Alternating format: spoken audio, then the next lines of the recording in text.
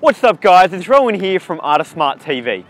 And I still remember watching Usain Bolt, the Olympic sprinter, run at the Olympics. And I love athletics and I used to sprint and I'd always watch him and be just in awe, right, at how amazing he was. And one day I was sitting there and I was watching him and this sort of light bulb went off in my head, and it was like, okay, he's running 9.6 whatever seconds, crazy fast.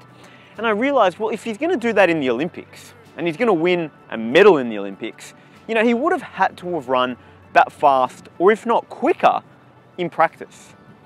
And that's when I realized the law of the lid. And the law of the lid's really simple. It basically says that whatever you get in practice, that's going to be the lid, the maximum that you're going to achieve in the real thing. And the reason for that is the real thing's always harder. You've got stress, performance anxiety, you've got timers, you've got competitors, you've got other students, right, if it's an exam. So whatever you do in practice, it's going to be easier because you don't have any of those constraints acting upon you. So the law of the lid says that what you get in practice, it's probably going to be your max mark.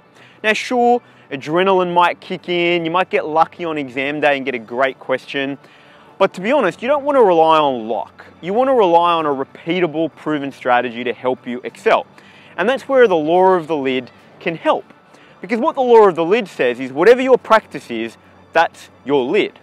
So you can therefore improve it. So, I often ask students, what's your goal? And they say, like I want to get a band 6, I want to get 90% or an 80%. And I say, fantastic, look great. Where are you at in practice right now? What have you actually got in practice? And then they're like, I don't know, because I haven't done any practice. Or they say, I'm on a 75. And I'm like, great. But to be really honest with you right now, that's your lid. Great, I love the fact you want to get a 90, but unless you're getting at least 90 in practice, it's not going to happen in the real thing. So this is my challenge to you. My challenge to you is, what's your goal? And where are you at practice? And is there a gap? Because if your goal's here and your practice is here, that's your lid, right? That's where you're going to get to in your exam at a maximum. So that's really important.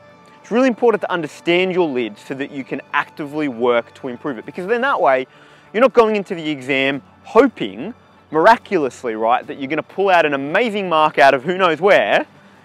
You actually know, repeatedly proven what you're going to achieve in your exam, and it takes the stress out of your exams. So, law of the lid. I want you to remember that as you practice. So guys, if you have any questions about the law of the lid, or about how to lift the law of the lid, leave a comment below. Also stay tuned, we've got another video coming which will talk about what you can do to lift your lid. Really, really important. Finally, hit the subscribe button. We're doing videos every single week. I'll see you next week.